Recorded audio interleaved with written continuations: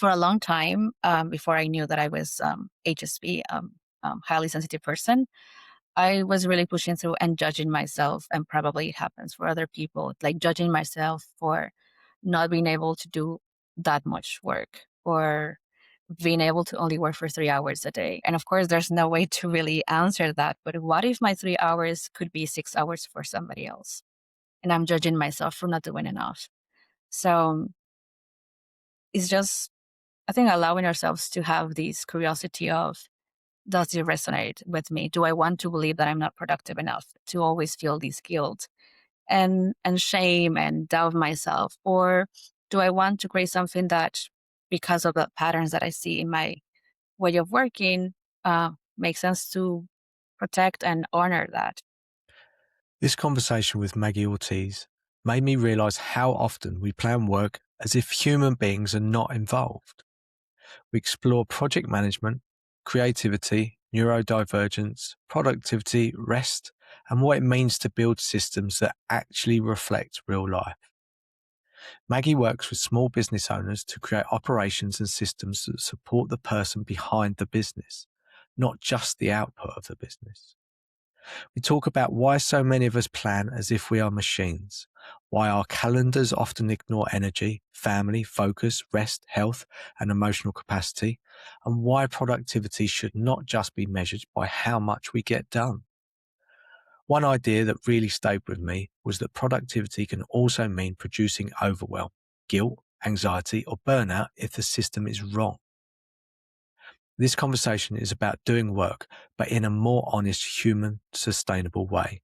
I hope you enjoy this conversation with Magy, so let's dive in. Okay, so welcome to Vantage Point Conversations. My name is Colin Parsons, and I get to speak to people that I would never normally get to speak to in my old corporate jobs. And today, my guest is Magy Ortiz. Ortiz, am I saying the surname correct? You're Yeah, good. good. So it's always the same. I don't ever introduce my guests. It's not that I don't want to read out a big long bio, but I think actually naturally you're probably better to introduce yourself and just explain anything that you want the audience to know about you, highlights, lowlights, anything in between, and then we just jump into the conversation from there. Awesome. Yeah. So, first of all, thank you for having me, and for everybody watching, you're very welcome. My name is Magy Ortiz. I am a Mexican who recently returned to her country after living 5 years in Canada, which has been a great process and experience. So, during that time, I've changed a lot. I've changed my title so many times. I used to be a website designer, and then I become a project manager. I also certify in coaching and holistic time management. So I have bring a lot of things into my own business. I'm currently working on operations and system support for small businesses who want to be a life first businesses, and people who really enjoy also their time, their side projects, and kind of finding a balance or a good point of integration between work and rest and their life and side projects. So yeah, that's me. Amazing. So I think selfishly, I wanted to speak to you for many reasons. um, First of all, this for me is my business. I've never made a penny yet. It's coming. I know it's coming. But even running my own business, I'm very bad at. I'm good at doing stuff. I plan stuff. It's just the reality never kind of matches up with my planning. And there's no one else pushing me here. It's me doing things, and I know how long things take. Um, Whereas back in the corporate days, I used to work in some very, very big projects, global projects. And we used to run a lot of stuff on project plans. Yeah, I remember Microsoft Project Plan, I think it was called. I don't know if it still actually exists. Um, and we always used to go through this phase of planning a project, and it used to drive me nuts because you used to have to plan something so far in advance, um, and you didn't know anything. And so a lot of the stuff was guesswork. And basically you would say to your project manager at the time, look, so I was never really a project manager myself, more of a business analyst. Um, so they would need to, at the beginning, give some indication of how long something was going to take. So we would sit down and I would say, well, you're saying this part of the job takes this long. And I said, I have no idea how long that's actually going to take. And they said, well, just estimate it. And so I would estimate. And then what would generally happen is that estimation becomes truth. And then everyone's holding you to these ridiculous timescales because you only know the closer you get to something. And then when you get into the actual job itself, you realize, oh, okay, actually, there's a ton of stuff I didn't know, etc. But the plan has to shift, but doesn't really shift.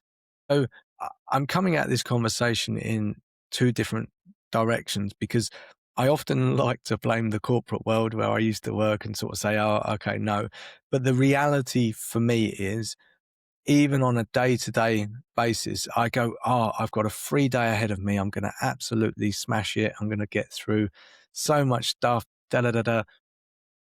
The reality is, I don't do that. Even today is a prime example. I thought, okay, and oftentimes this exists in my head because I think, okay, even if I write something down of things to do, what I want to achieve, etc., like I look back to that and I go, I don't know if our minds do it or it's just my mind, but it tends to go, well, I didn't really achieve a lot because I think in my head, I think I'm a superhero and I'm going to, do all these things with no interruptions. There's no kids in my world today. And so I'm not, so but it doesn't work that way.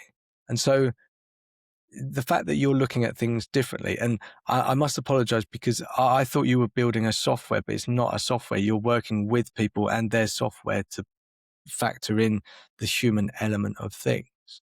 But where does that show up in your, what made you do that? You've seen it for yourself or you've seen it for other people. What started you on the route of actually factoring in the human factor into projects and operations? Yeah, thanks for asking. So, I don't have that much knowledge in corporate. That is one of my disadvantage in this conversation, probably, or just, something that I haven't experienced much. But I come from a family of business owners. So I've seen how they work. I've seen how much they pressure themselves. And that's what I've learned for my early years of my life of this is how things should be done. And well, my family, they're more like this anxious energy of like do more things because it all depends on them, their income, their stability, and everything. And I understand that aspect. I mean, we all need that support. And then um, around when I was finishing university, I started to do my own projects because I don't know, it never clicked for me. And I talked to my grandfather around that, like, I appreciate your support. You have teach me to go and work on things that I'm more passionate about. He was very passionate about his work. Um, so I started from zero, like, okay, how I want to design a business for myself. And of course, you bring things that you have learned. And with corporate, it's probably the same. We bring the same structures we've been taught and that we have navigated. That I want to believe, or I want to, I'm assuming here, but we believe that's the only way. The one that somebody, a bigger organization has figured out for themselves. So maybe that's the solution. And what I've seen for a lot of small business owners is that we buy that idea that we have to maybe push through and be more efficient and be super productive. And of course, on top of these business systems and structures, there are other systems. And I don't want to go very philosophical on this, but I think it's also important to acknowledge that there are so many systems like capitalism or um, and other structures of kind of um, discrimination or just like this idea that there's one way, only one way to do things, and um, racism, classism, sexism. So um, I was bringing all these structures from my family business into my work, into this idea that I have to do more. and I have to push through. And I'm a highly sensitive person that is like a neurodivergence kind of way of being, where I absorb so many things from my environment, and that overwhelms me very quickly. Um, so yeah, then when I was in Canada, I took a certification in holistic time management because I really wanted to be productive. That was the initial desire for me. And as I was going through the lessons, I discovered a new way to organize or see my time. We all have a different relationship with time and rest. And um, from what I've seen with my family and other people, sometimes we believe that for us, in order to rest and have our personal time, we need to really work hard and really I forgot the word, but yeah, just really give our worth in order to for us to receive our rest. I don't know if that's true for everybody. What I was seeing that more in the business, the small business environment of how we want to be like a corporate where there's more people and more systems and more resources. And during that certification, we saw like different aspects of productivity. It's not just the mind, which is usually the work center part of ourselves, that we have to be more productive, that we have to do more things in order to prove something to somebody. And there's also other aspects of ourselves, like our soul, our our emotions, our body, and we don't see that sometimes, or we forget. Like we give it for granted that those things are there for us, but those parts, they all need something to be productive, to be healthy, to feel inspired, to feel supported. And sometimes we only work on the mind aspect, and that's the loudest part of ourselves, that we have to do more, we have to be like this and be productive. So is the way that I like working is just kind of seeing all those parts and try to create a system for all of those parts to be supported. And that is very different for everybody because we all live through different experiences in different situations. Some of us have a business, some others have also a job. So it's kind of finding a way to support all those parts of ourselves in a way. That's amazing. Something just clicked in my head when you were saying all of that because um, the reality is we kind of deny a big part of ourselves. You know, you talked about the soul, the body, the resting side of things. And it's it's really strange because I was like, oh yeah, we do that, but it's almost we do it intentionally. We go, we're gonna, especially I think when it comes to work, because again, I think culturally, you know, oftentimes, you know, or our environment, internet, social media, whatever, it seems to be that success equals working really, really hard. And working really, really hard means that you just focus on your brain doing the work. Obviously, if it's physical labor, you need your body there as well. But oftentimes it's just like, right, we're going to ignore the human. We're just going to go forward. We see it in almost like a one dimensional way, if that makes sense. And it's really interesting because and then as you were talking, we were sort of you were saying about the soul, etc. And then the word guilt came into my head because I was like, yeah, if I don't work hard or if I take rest, I feel guilty. Now, even now, this is my business. Why should I feel guilty? But I feel guilty against myself that I took rest. And so that's it, it's quite a unique way of thinking about it because, you know, I'll talk about the corporate world. We don't really think about those things. Yes, you know, people have to book in their holidays and stuff like that, but we, we effectively become robots. We switch off the human element and we just go, right, we're delivery machines and, you know, we're going to keep going and going. And without, without really contemplating what it means to be a human and what actually is important.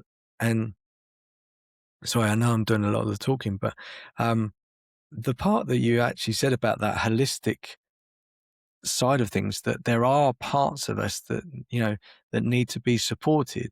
Yeah, and we don't take time for that. We don't take breaks. We don't think, okay, what do we need? Like, and nurture our soul, our energy, and everything like that. That's it's it's pretty basic when you think about it, but we don't do it, right? It's like that's quite strange.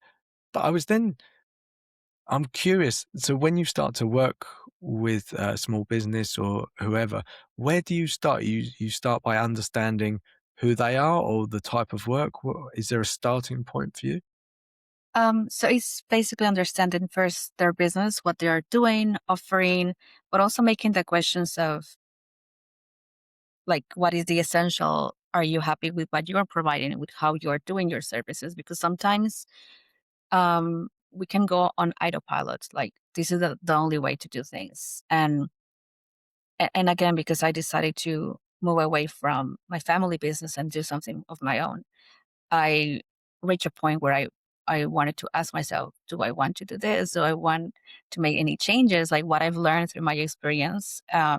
So it's the same for other people to really make the questions. Okay, you are doing this because of somebody else told you, because that's the only way, because that's something that you really believe in.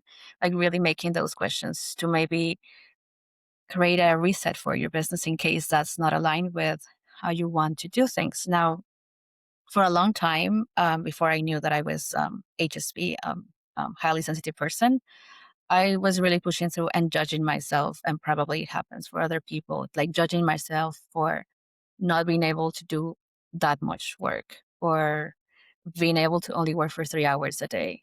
And then I wonder, and of course, there's no way to really answer that, but what if my 3 hours could be 6 hours for somebody else? And I'm judging myself for not doing enough. So it's just, I think, allowing ourselves to have this curiosity of, does it resonate with me? Do I want to believe that I'm not productive enough to always feel this guilt and shame and doubt myself? Or do I want to create something that, because of the patterns that I see in my way of working, makes sense to protect and honor that?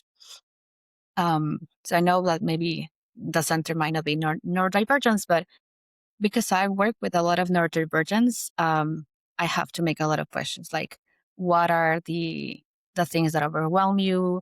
How do you take better the information? So really understanding how their brain work. And of course, I don't have like that deep studies on like the brain, and I have taken different certifications, but really just curiosity of, okay, does it make sense for you? Do these feels overwhelming for you? And yeah, just this curiosity, like, do I want to do it differently for myself? And why should I feel bad if I want to take a different route than other people? And I just love that like possibility for everybody to build something of their own that is truly their own. Yeah. I I think that's actually one of the reasons why I started this business, because I wanted to build something of my own, something, I want to say a lifestyle that fits around what I actually feel is important in my life, my kids, my girlfriend, my family, being able to go back to the UK as and when I need to, or want to. Um, and it's it's super interesting when, especially when you come from a corporate world, you feel that you need to work a certain way, and and and it takes a little while to kind of get rid of that. It's like a backpack that you've been carrying around for a long, long Yeah. time. And even when I started working, I was like, okay, da, da, da, da, da. And then you go, oh, hang on, I'm carrying this backpack, this heavy weight of stuff. And one of the things that was immediately obvious to me, I used to post every day on social media um, because I thought that was the right thing to do. I've now changed my mind on that. But my voice on social media at the beginning was um, very sit on the fence. I didn't want to disrupt anything. I didn't want to upset the corporate world, and I was like, oh, okay, because when you're actually an employee of a corporate, you have to be very careful of what you post, because it can be associated to the company, or and it was like, oh, okay. And then I realized I don't actually work for a company. and I could do what I want. But that's a very hard muscle to start building. It took me a while. I don't think I'm not a controversial person anyway. I'm just not that. But just trusting in myself and going, okay, yeah, I don't like the way that corporate work is done. Just say it. I couldn't actually physically say it or even type it out. And so when you when you think about all of these things and you just kind of have this mentality, this way of working, and like you said, it doesn't necessarily need to be from a corporate world. It can be from a legacy business. You could be working in your family business, etc. And um, I was I was wondering because I used to do this thing called process modeling, and I used to go into departments and ask them what they did and how they did it, and then I would map it out on a piece of paper. And it's quite a sensitive area because people are quite worried about explaining what they do, and then potentially you're going to come along and say, okay, there's maybe a better way of doing it. And you have to be very diplomatic that it's not that you know all the answers and they've been doing it wrong. So is that initial conversation tricky? And so I'll preface that question because do you only work with neurodivergent people and companies? Um, Okay. no, so I mean, just the concept of neurodivergency is believing that everybody has a different way of thinking, and that could be anybody. So it's not just like if you have a diagnosis or something. It's just Okay. this premise of everybody works differently, and we can find a way that makes more sense for you. So yeah. Okay. So when you start those initial conversations, how do you handle it? Are people a bit sort of sensitive, or I guess they've already come to you because they know something's not quite right? Is that Yeah, so most of the work that I've been doing this year has been through my a collaborative organization, non-hierarchical agency for operational support for small business owners. So we're three people. We combine our expertise. One person is in finances, the other is in more on systems. That's me, and then other person in project management and prioritization. So most of the time, people already know that they want to make some changes, but most of the time, and maybe not from these, but from other projects, they always come from like, okay, I have to scale and I have to optimize and I have to make things faster. And as we go through, maybe that was not what was needed. Maybe it was decluttering, letting go of these expectations, and starting to restructure the business in a way that is more supportive and human. And we never, well, not never, probably we don't look for that information. Like, I need to make my business more humane for me. It's like, I need to be more effective and I need to be more productive. And also because of the copy on the website, it talks differently. So the, the people that resonate is the one that connect with us, and it's just this curiosity, like, okay, what does that mean and how can that look for me? That leads to this. But it's a process, again, as project managers, is finding a way to create something new and then uh, integrating that into the client routine and the way you're working. So it's a process of restructuring and adapting, and that takes time. Which is a project on itself, adapting a new way of thinking, a new way of structuring your routines, um, but yeah, most of people come for operational support because they are so overloaded and overwhelmed with the work. And most of the times it's because they are expecting of themselves to carry everything. And that's a great opportunity to really question, do I want to carry all these things? yeah? I was just thinking how clever that is because most most times wherever I've worked, if someone's come in, they've just gone, yeah, we're going to throw software at it and make everything more efficient. That's generally the kind of thing that I've worked with.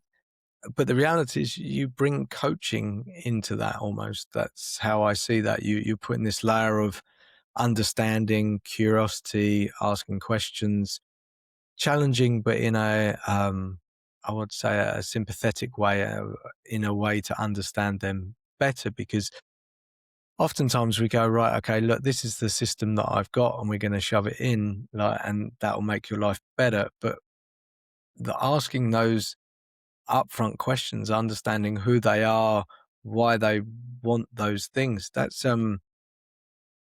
really powerful when I think about it, because you know, oftentimes people are thinking that they come with some preconceived ideas. Okay, if I just put this system in, everything will be okay. But you take it back a step, or maybe three steps even, just to start looking at it as a whole and looking at, okay, this is what you do, but why do you do it? What's the kind of goal and stuff like that? And I think within this world, it's so easy to take on, you know, what society says culturally, how we should operate. And you said it a few times, you know, the main aim we always seem to think is, right, I've got a business, I've got to grow. Okay, because growth is strength, and they're all power things. And okay, the more I grow, the more money there is, etc. But the more people I come in contact with, like, that have their own business, there is this very nice sweet spot where, yeah, money's good, stress is low, um, there's no need to grow. And I don't know what it is, whether it's society, social media, or if it's actually a human trait. If it's like, okay, the strongest survive in some weird way. What's your thoughts on that? That's interesting. I haven't thought about it, but I think in terms of business and corporate, it's a very money related thing. So you need to cover for a lot of software and resources um, and and people. So maybe I just came to mind my family that maybe there's like this pressure to do more and more. So then you give yourself more responsibility. So it feels heavier. And I don't know, I used to be a minimalist. So for me, it's like we have to let go of things and the clutter. And maybe I'm in a very specific process of coming back to Mexico after living in Canada, where economy is very different. Now I do kind of have the advantage to maybe reduce my hours and still feel supported in my with my business. I know that's not the situation for everybody, but I've known people who have a business who wanted to make a seasonal business. Like some months I want to be in my farm. Then why should I pressure myself to cover all these expenses all the time when I'm not working? So I don't know, like it's like the more and more people you connect with, you see that there's so many ways to do business and to want to do business. Yeah. I don't know if I answered the question, but this just came to mind. No, I think that's really interesting, because also think, you know, something I've talked about a few times on these lives is that we're also quite different. Yet most of the jobs, again, majority of my life I've worked at corporate, so that's what I can speak to. So, um, you know, we're you get a job description, like an advert for a job, and it's like you fit into a box, and I I think that's okay for a period of time. But so I like to describe myself as introverted, but I can be extroverted when I need to. So sometimes I've been in, you know, training sessions or seminars or whatever, and I could go on stage, I could speak. You wouldn't really think that I was introverted, but most of the time I quite like to be in my little shell, my little bubble, and I don't really want to talk to loads of people. Now, that doesn't mean that I can't be extroverted. I can, but what actually happens is that after that, I can do it for a period of time. I can keep going. I'll do it for a day. Immediately, when that is finished, I want to go and crawl back into my little shell. I don't want to speak to anyone. I just want to sort of recoup and gain my energy. I'm okay. I feel safe. There's no issue with me, but I just would like to recharge. That's how I do it. I don't want to speak to anyone. I'm not rude or anything like that. I just like to be introverted. Now, put that into most jobs. You have like one job. I know that seems a bit weird, but you're in a department, or you're doing something in a company. Most of the time, you might be able to switch between introverted and extroverted in yourself, but you don't get the option to do that. So the best example I can give, excuse me, hang on, I've got a cough, is say you like talking to people. Okay, maybe you're more on the extroverted side, and so you like to be in sales, but that means you're doing sales for 5 days a week. But you don't, that's quite tiring, and it can also be quite draining from many different perspectives. Now, if you said, "Oh, I'd like to do that for 3 days a week, and then I'd like to go into my shell like I do, and just go into the quiet room as a developer, do the back end code, put my headphones on, and just code." But we don't really think of work in that way, especially because it's like, right, you are allocated to this department, and that's it. Yes, you might go and learn from another department, but you don't sort of span too many departments. And I know that might be different in smaller companies because oftentimes you're wearing many hats, you're doing many Yeah. things. But I think understanding who you are and what you or how you work or what what shows up to you, where you feel your energy is, everything about you, having that self-awareness. I've said this a few times, is like a superpower for me because you go, oh, okay, I can see that I'm tired. Okay, I can see that mornings are better for me than afternoons. In corporates, all of that is ignored. You go, right. So what ends up happening is I think a lot of people start pretending, some people aren't morning people. So they'll come in and there's a few coffees they had to go and get and, sort of, they don't actually sit at their desk and you can see it, but it's kind of pretending to work because naturally their body doesn't land until sort of maybe late morning or even afternoon. And then they're much more productive. But oh, excuse me. But then you have to fit into this 9 to 5 structure, and that doesn't work as well. So, how do you see all of that? Yeah, I just see the importance in corporate because it's resources. It's like having the people working at the same time because of, uh, again, resources, tools, whatever. It's easier to communicate. I do see the value there. In terms of business, for business,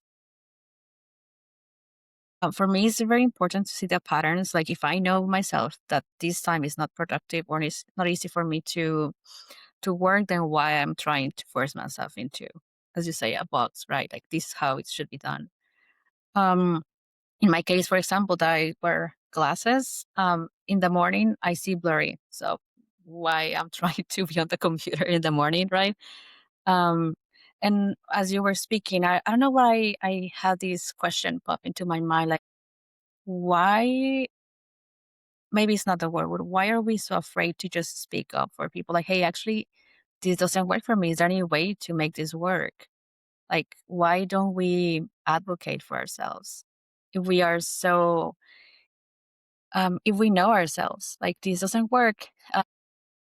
Again, for as a highly sensitive person, a lot of strong noises, strong smells, strong lights are very intense for me. They tire me more than other people. So why I don't speak up like, "Hey, this is too much for me. Can we change that? Can I go to somebody some other place?" Why don't we speak up? I don't know, it just pop into my head like, are we really being honest and transparent? Like, if you want me to be um, more productive in your business, then this is the conditions that I need. And I don't think it's too much to ask. Um, Maybe for me, it's a little bit more clear or important because in my family, I'm highly sensitive.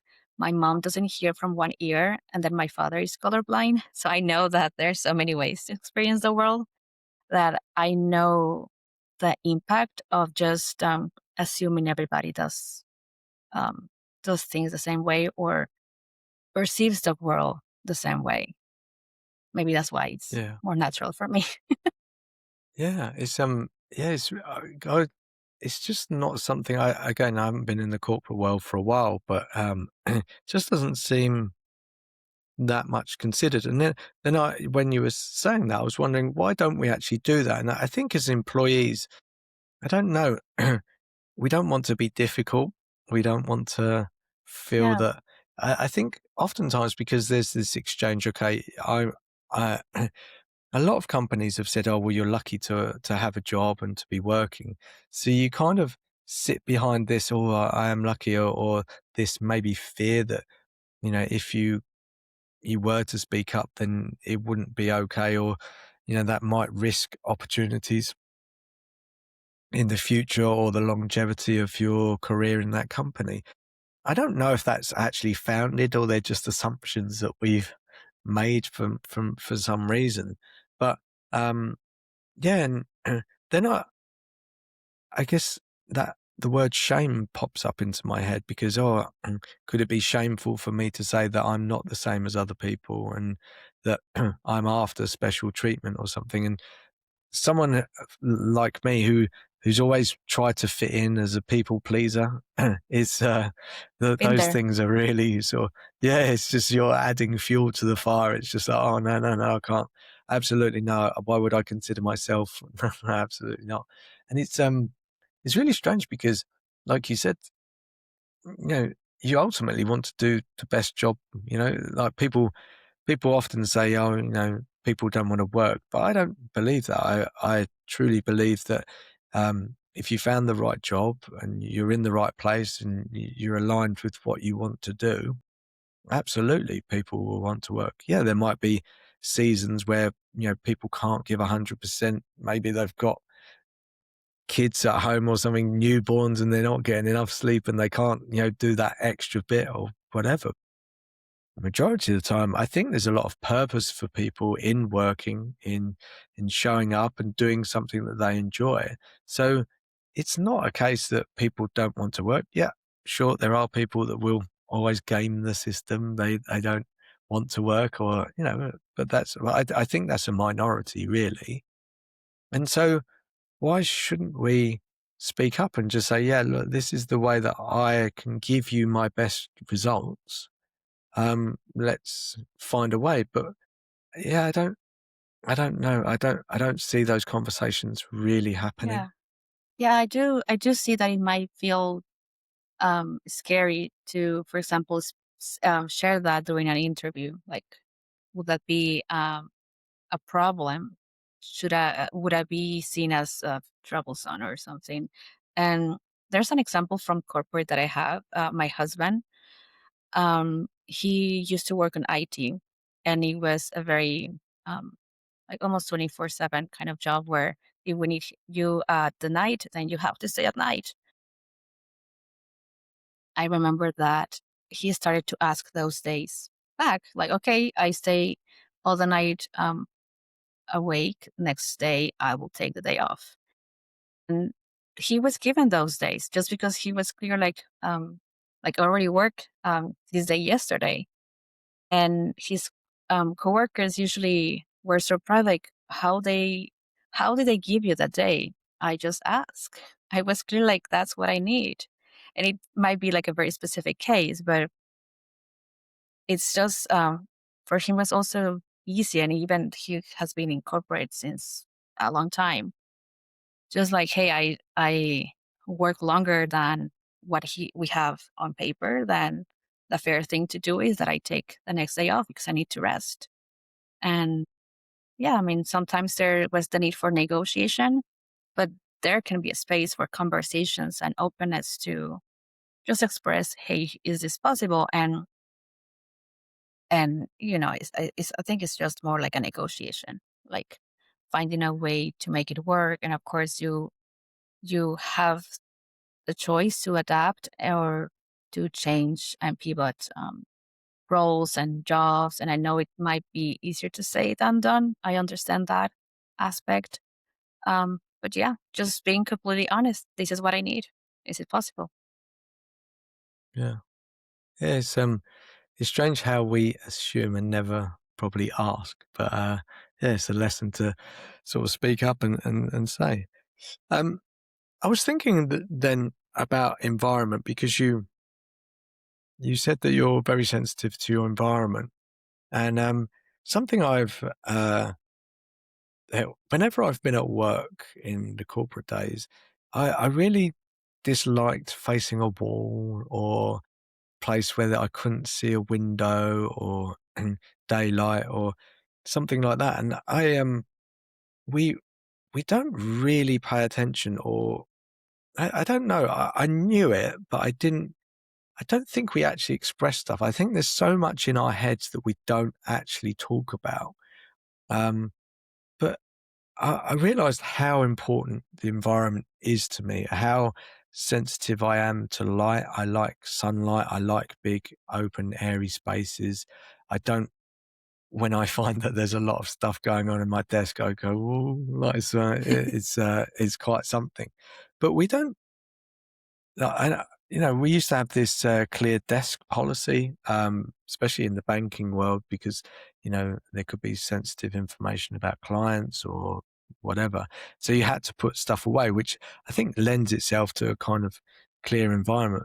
But there's also people that actually the other way, a clear environment is like it does something to them. They need, I want to say chaos. I think that's how I see clear or chaos, that I work in very extreme terms. But they like things as long as it's on their desk, etc. They like being like that. Is that's my interpretation. Have you come across that? Yeah, environment can be like a more physical aspect of the place you're working, but it can also be the circumstances you are surrounded with, even you're facing um, health issues, or you have any family trauma or something, or um, you are within a complicated, conflicted kind of environment, going like more bigger environments. There's so many factors that can affect us that we cannot control. So yeah, that can impact, and of course, we can never see that and know from just by looking at a person. That's why it's sometimes important to make the questions. Not making the assumptions. For example, you mentioned the importance of clear your space. Maybe for some other people, they need that kind of stimulation. So for me, it's also important to have like a clear space, but going with this curiosity and ask people like, okay, this um, this is my reality. Is this yours? Is it different? How can I help you to find what for me means a clear space? So just kind of, you know, um, being curious about that.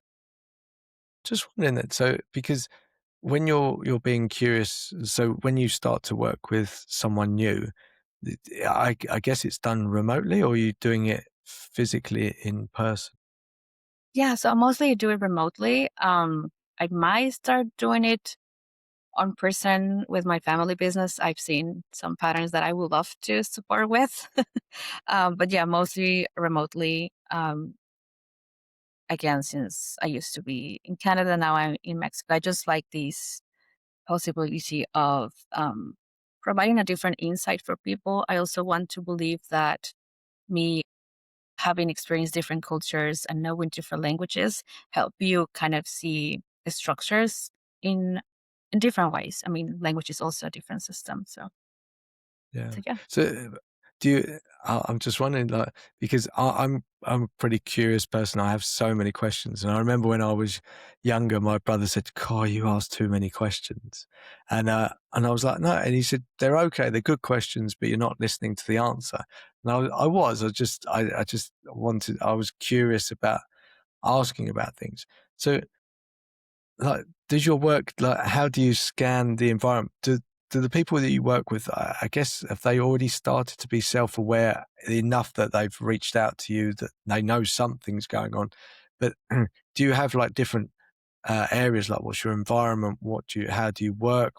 Is there a priority list? Do you scan it? Do you ask them to take you on a tour of their place? How does that work? Yeah. So I mostly work with their digital environment. But I like working on a 3-month kind of container. So there's time to see how life really unfolds for them and seeing the patterns and just having this natural progression of getting to know them. I don't like going into a business and assuming that I'm the expert on everything. It's just this continuous curiosity of, okay, let's just work on this specific thing. Currently I'm just simplifying on my business side of things, just going into the simplest systems and tools that people need for their business to move forward. I'm doing more project management and operational support on this collective that I am part of. But in my space, it's more like let's go simple. If you want to can marry your digital tools, that's trying to describe it. It's just helping people go back to the basics, simplify the easiest tools, which in this case are like Drive, which is the information that they hold, Inbox in case that's becoming like very overwhelming for them, and then the calendar. So the calendar is more connected to these holistic time management certification that I took of really allowing them to see that they're doing more than they believe they're doing. Like really, because I think when we don't see the things, we cannot bring that into awareness and really make the changes that we need. Like, okay, I'm actually doing more than I thought so. So then why I'm feeling guilty that I'm not doing enough? Maybe I am. And, Yeah. there's other parts of ourselves. Hey, I have a family. I am, um, for example, in my case, when I was in Canada, like there was a lot of migration process involved, and that was also very taxing for my time and my energy. So seeing all those things, putting that into a calendar really brings you this awareness element of this is my life right now. How do I adjust? Do I want to adjust? And yeah, just giving ourselves more grace in everything we do. Yeah. It's I think it's such an interesting topic, the idea of productivity and sort of how difficult we sort of make things. So even in my world, I try to streamline things as much as possible. Um, but oftentimes we think streamlining is um, automating or putting a system in place. Um, but oftentimes it's actually asking the question, does that really need to be done? And most of the time it doesn't. We've placed some importance on it that it doesn't need to be done. It was done once. And even now, I try to track all the conversations I have, and tracking stuff can just take as long as anything. He's like, well, why are you actually tracking it? What value is it adding? And I like to sort of be clear on where I stand, but actually tracking everything is it takes time, and it's like, okay, well, that's another thing I've got to add to do, and it's so weird. So I started excuse me, I started tracking, okay, have I done this task, this task, this task? And the reality is that in order to have these lives anyway, I know I need to do these upfront tasks. There's no point in tracking them because the life wouldn't happen otherwise. So, but it's silly how we add just little things, just like little tiny things. And we often think they're going to be the big things, but it's the little tiny things repeated over and over again that actually add a lot of time to our day. It's not even the time. I've heard the term mental capacity quite a lot. Like it's a big drain. Okay, yeah, now I've got to do this, and it's just a little tiny thing. But those, well, you go, oh, I'm just doing that now. That's quite quick and easy. But quick and easy doesn't mean efficient, right? It can be actually it's just another thing in your brain that has to think about that you have to go and log on to get your spreadsheet, etc. And it's like, what value is that actually adding? And I think it's always good to experiment with new things. I think that's important because that's how we move things forward and try and see. But I also think it's really important to unwind those things or just get rid of and just say, okay, be honest with yourself, And sometimes it's just like yeah, no, I created that. It's like an ego. I did that. And so, yeah, it was a good thing, but it's not adding any value. And I think oftentimes it takes someone externally to ask the question that you really want to ask yourself, but you're a bit ashamed to do it. And then when someone else does it, you can, and then if it's done in a nice way, you can kind of go, oh yeah, and then you can kind of reason between you. Yeah, it doesn't make a lot of sense. Yeah, you're absolutely right. I was thinking that I'll get rid of it, and it's so strange, right? Yeah, and you mentioned some resources that are really good. For example, the tracking. Um, for me, used to work before because I have time blindness. Sometimes I don't have the clarity of how long things take, so that gives me this clarity. It's easier for me to estimate, and it's easy for me to not go over time, knowing my capacity, and also the kind of checking things of like these. It could go different ways, but for some people, it's important because they don't recognize themselves as like sometimes they also need the resource of recognizing actually I'm doing enough or I'm doing more than enough. So for some people, it might be important to add that resource just for kind of this awareness of you're holding too much in your head or in your time. So just kind of helping you balance and find the sweet spot for the time and the constraints of your work, right? Especially for business owners. But yeah, so it's just finding, understanding the person. What is the shaming and the guilt and the pressure? Of course, I don't want to go very into detail. There's another system that I like. It's more astrological kind of center, and if that's not what something is interested about, that's okay. But it's called human design. Um, Yes. which kind of helps Yeah. people to understand how they are supposed, well, not that supposed, how they can make decisions more easily, more in alignment, with more ease. And that can also be part of the process of understanding where you were mentioning like introvert, extrovert, there's like that information even clear on that information where you can really build a business around how you perform better or what is more natural for you. So that's another element, maybe not for Yeah, everybody, but it's interesting. I I've had a couple of conversations about human design, and I think it's oftentimes it feels that so there were coaches or experts in the human design, and I think people gravitate to them because there's something internally that they're wrestling with. They're trying to fit into. If I say the normal world, that sounds horrible. Just like everyday, day to day things, but something's misaligned and they can't put their finger on it. There's no um, external thing that you could see, but actually, when you understand the person and understand, because there's a lot to do with astrology and when you were born and planets, etc. Yeah. That's right. Yeah. And it's so when that was actually explained to me, and we talked about it, and you go, oh, okay. Now it makes sense. And it seems so strange. You go, oh, okay. It's like this. It's like having an awareness of something else that was going on that you could never point at. And you go, "Oh, right now, all of these things in my life, why I thought this thing or why things weren't quite aligned or whatever.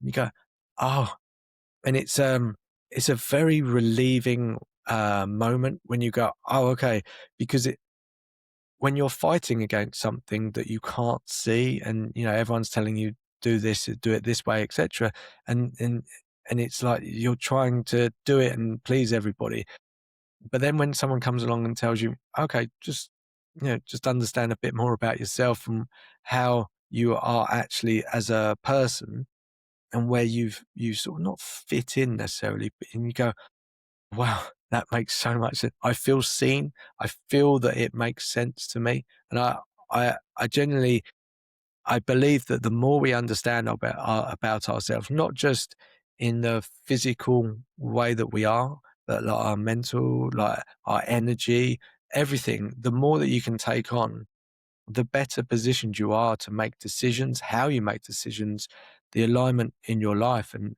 that really plays a big part in how you show up. And and then when you know, in terms of work, most people fell into their jobs. I truly believe, and I see a lot of people that are very unhappy, especially in corporate world, because I think they came out of university or school or something, and most of the time you don't know what you want to do. If you did, fantastic. I think there's not that many that actually come out and really follow their passion or the thing that was aligned with them. And so you go and you start to work at a company, or you worked in a family business or whatever it was. That was that started out as an experiment.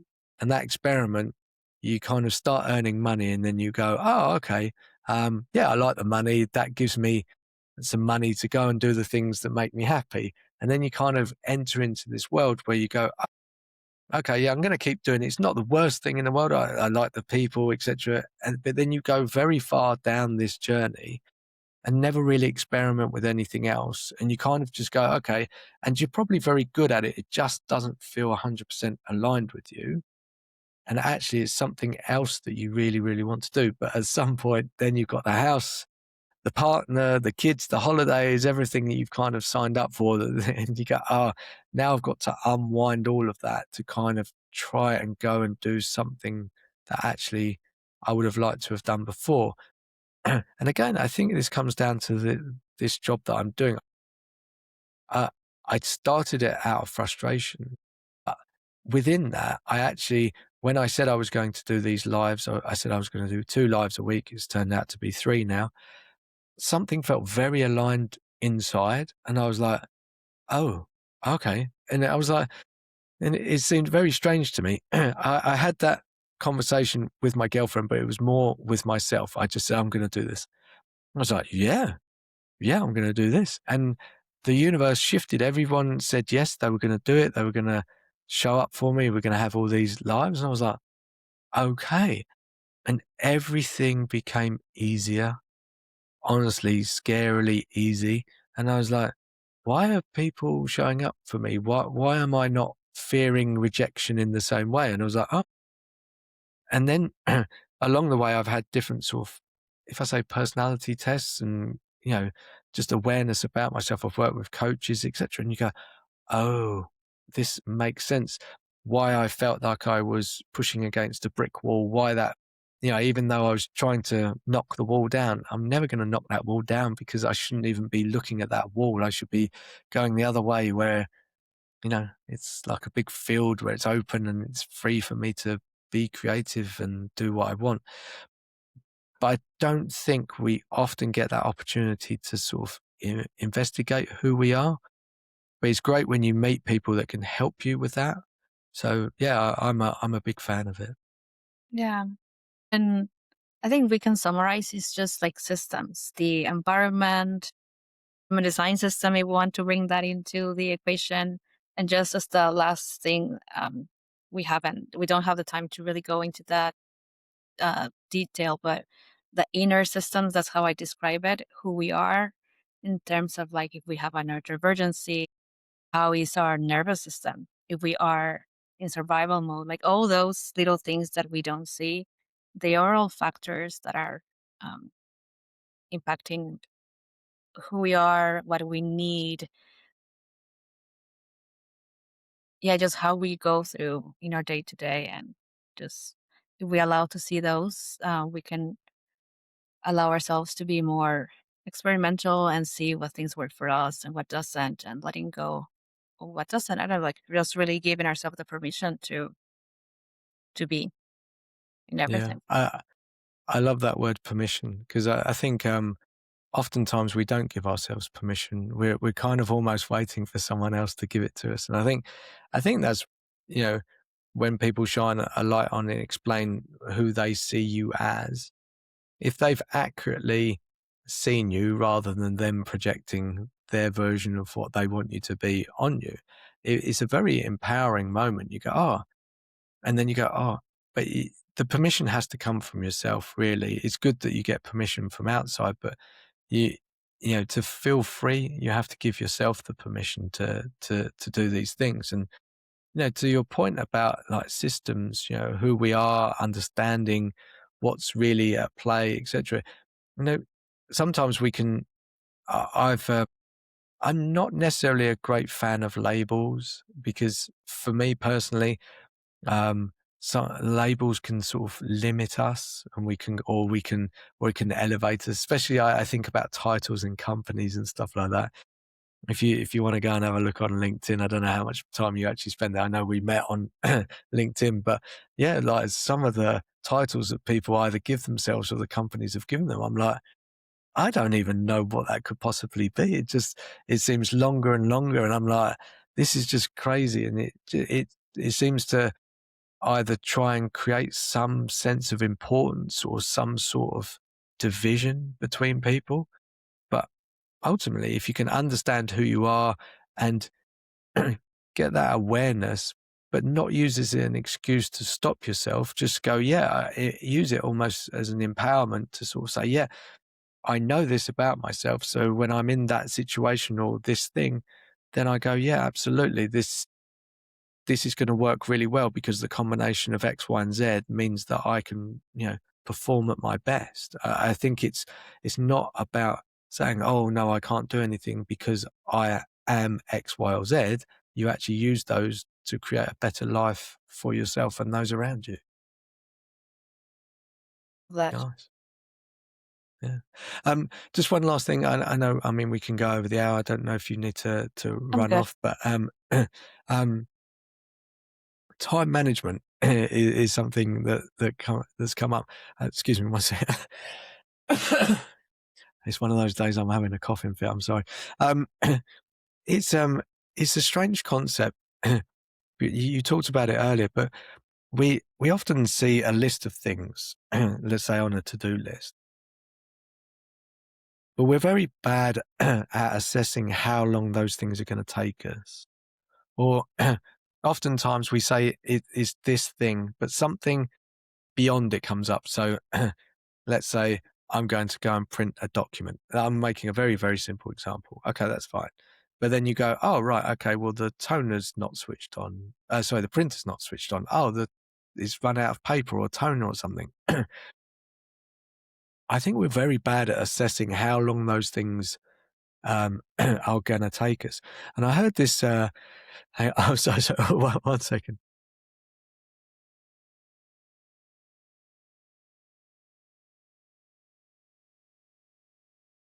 Sorry. So I heard this thing. There was this gentleman being interviewed, and he said in his company, whenever he gets new people in, he gets them to write out a list of things that they want to do or they think they need to do. And he says, right, okay, now actually physically don't have those as a to do. Say how much time it's going to take and then put a spot in your calendar. And he says, well, within a day or two, they're all really upset. And he's like, why are you upset? And they said, but there's no room to put any more stuff in. And he went, yeah, exactly. We try and force too much into this time, and we don't do that. We have, no, I have to-do lists here. And you go, yeah, yeah. And so my brain looks at that list and then looks at my calendar and thinks that those two are an ideal match and that I can get all of those things. Or there might be one or two things. The reality is they don't often match. And that isn't even taking into account my motivation or my energy or how I'm showing up or the life events that throw up. I mean, my daughter wasn't very well last week, and so she was off for 3 days. My calendar did not reflect that life event.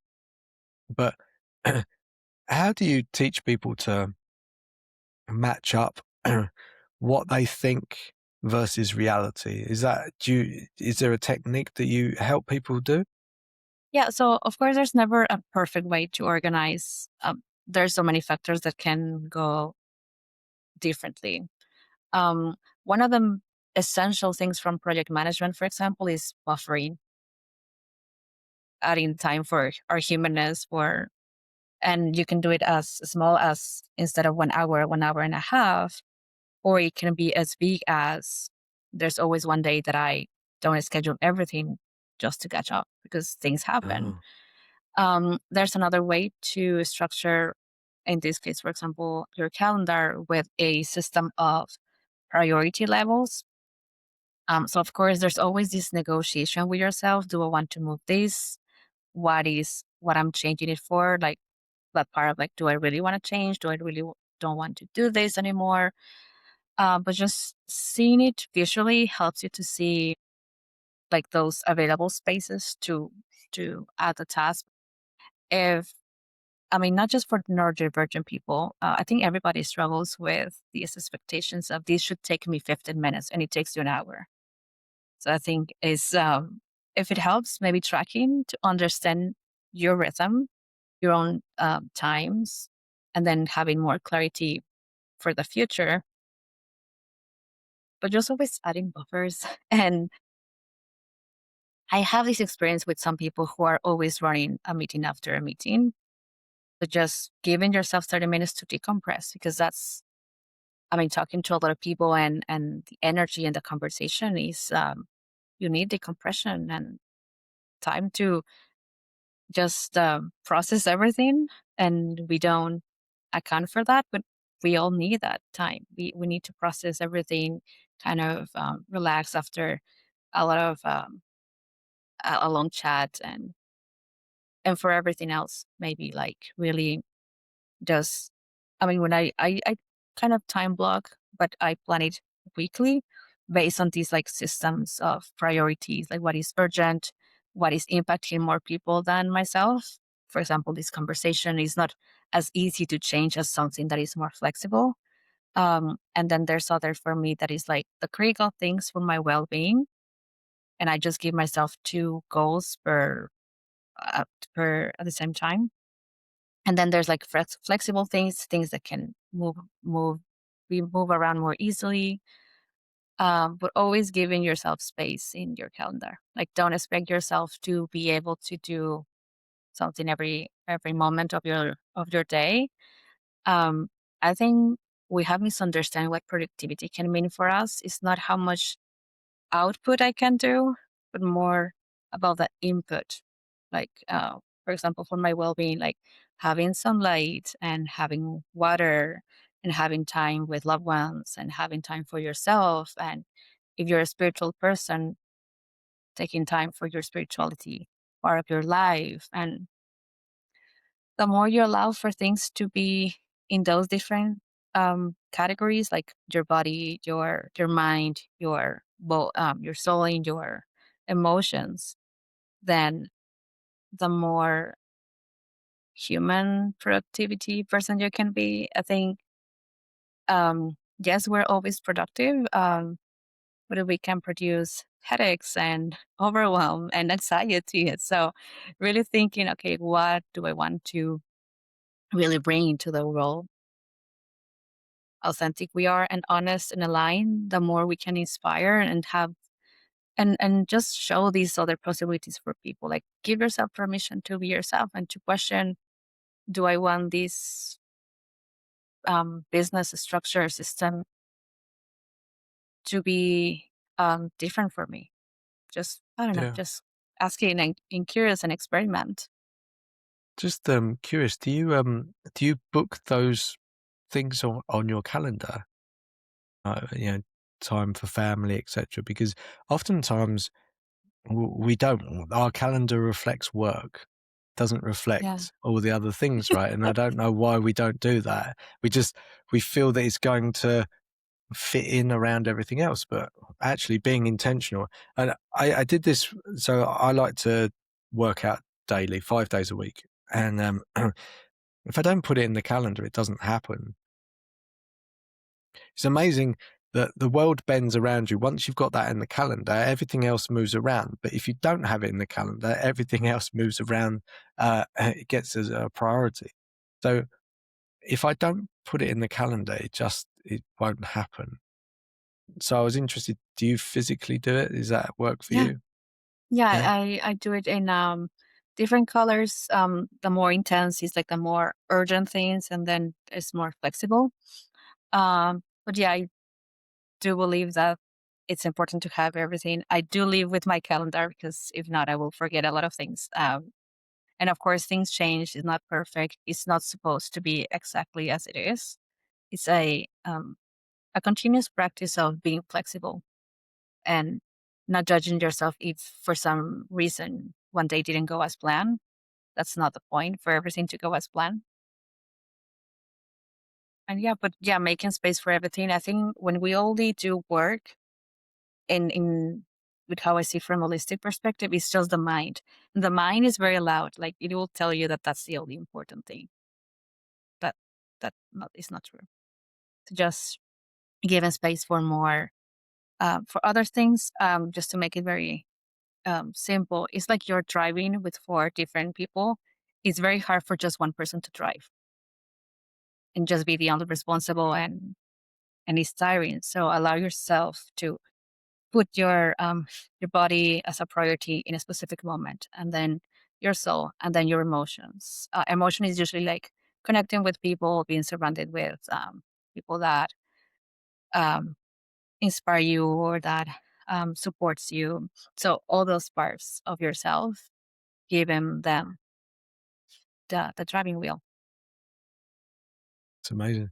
I think that's such an amazing place to sort of finish the conversation on, because I I think, coming into this conversation, you know, for me, I have this awareness that we do ignore big parts of us, and we've come full circle to sort of say, yeah, do recognize those parts of you and make time for them, schedule them in, and that is actually physically done. Schedule those times in, and be human, right? And just realize that you are human and that we do need these things, and it's yeah, it's been a lovely conversation. It really has. I love the way that you think about this thing in such a calm, considered way, and that you're curious about all of this stuff. I think if we all were a bit more curious about the way we work and ourselves, I think, we would be a bit happier because we can make these little tweaks and adjustments. So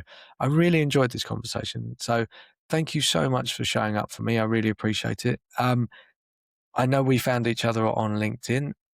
Is that the best place for people to find you, or do you have a website? Where should people go? Yeah, so my website is going on a reset kind of process. It's Mr. Daisy Studio. And of course, on LinkedIn, there's this feature of book a call with me. I call it cafecito, which is like little coffee in Spanish. So it's just like a very human to human conversation of, do you want to talk about business systems, life? I'll also like to say that we can co-work if that supports you to kind of move through your to-do list if that's what you want to do. But just having these conversations, and if there's anything I can help you, then I can help you. If not, I can refer you to anybody that can support you in whatever you are trying to achieve in your business. That's why I call them cafecito. It's just a very relaxed conversation, really, human to human. I uh, I wish there were more people like you out there, because I think, yeah, just having a conversation and seeing, a lot of people are hard sellers. They want to, okay, you've got to buy my product, but it's not. It's about understanding that person, and whether you can help them or you can help them by referring on to someone else. I think that's such a beautiful approach, and I think anyone that gets to have a conversation with you is very lucky, because they'll get a ton of knowledge, but they'll also get someone that's very kind and very curious at the same time. So, yeah, for anyone thinking about it, I highly recommend reaching out to you. Thank you. Yeah, it was great talking to you. And yeah, hopefully we can continue conversation on LinkedIn, in other life, or just, it's great to connect with more people and just share. Fantastic. Absolutely. Well, thanks very much for your time, Maggie. Take care. Yeah. Take care. Bye.